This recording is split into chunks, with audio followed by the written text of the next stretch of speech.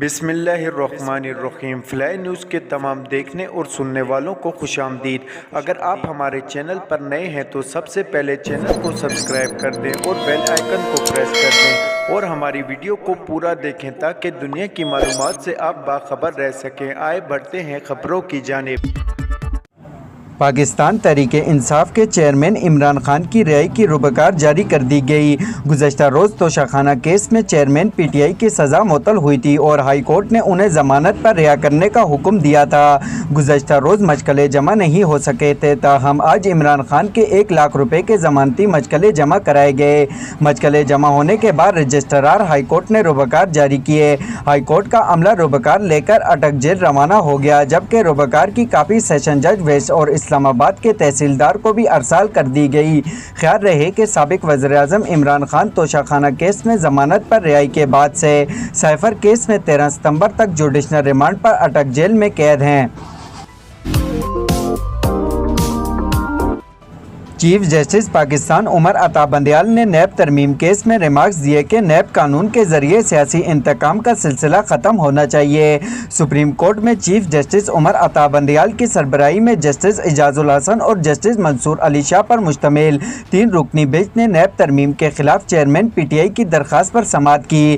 Case की समाअत के सिलसिले में हुकूमत की जानिब से अटारनी जनरल मंसूर अवान अदालत में पेश हुए। दौरान समाअत चीफ जस्टिस ने कहा कि नैब ने 50 करोड़ से कम करप्शन के मुकदमात वापस ले लिए।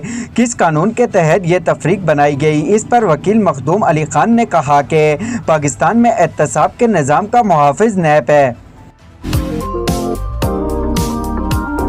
निगरान वफाकी वज़ीर तजारत गौर इजाज़ ने 30 दिन में मुल्क भर की बंद इंडस्ट्रीज दोबारा खोलने का ऐलान करते हुए मुल्क में तमाम गैरी फ़ाल सनतों की फहरिस्त तलब कर ली।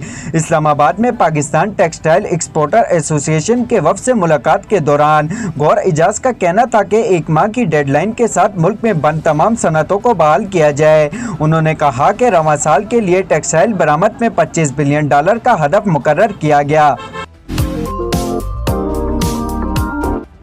रहनुमा पाकिस्तान तहरीके इंसाफ हलीम आदिल शेख को पुलिस ने हिरासत में ले लिया। जमानत मिलने के बावजूद गिरफ्तारी के खौफ से हलीम आदिल शेख वकला समेत chief justice Sindh high court की अदालत पहुंचे।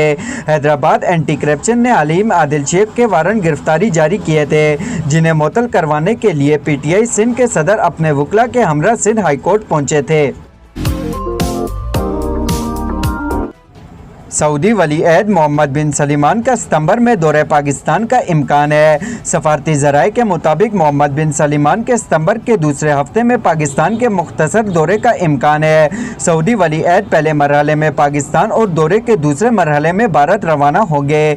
ज़राए का कहना है कि मोहम्मद बिन सलमान का 10 सितंबर को पाकिस्तान पहुँचने का इम्कान है, जबकि सऊदी वली अहद का मुमकिना दौरा पाकिस्तान 4 से 6 घंटे का होगा।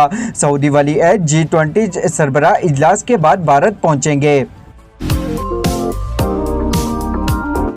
मुल्क में आम इंतखाबात की तारीख देने के मामले पर राय से मुतल्लिक ऐवान सदर के ख़त पर वजारत कानून व इंसाफ ने सदर आरिफ अलवी को जवाबी ख़त अरसाल कर दिया।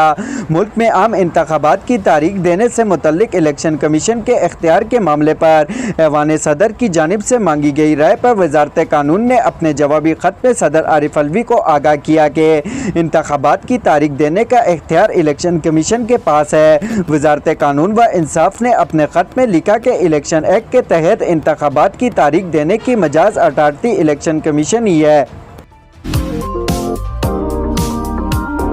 यूक्रेन ने रूस के एयरपोर्ट पर ड्रोन हमले करते हुए 2 फौजी ट्रांसपोर्ट जहाज तबाह कर दिए।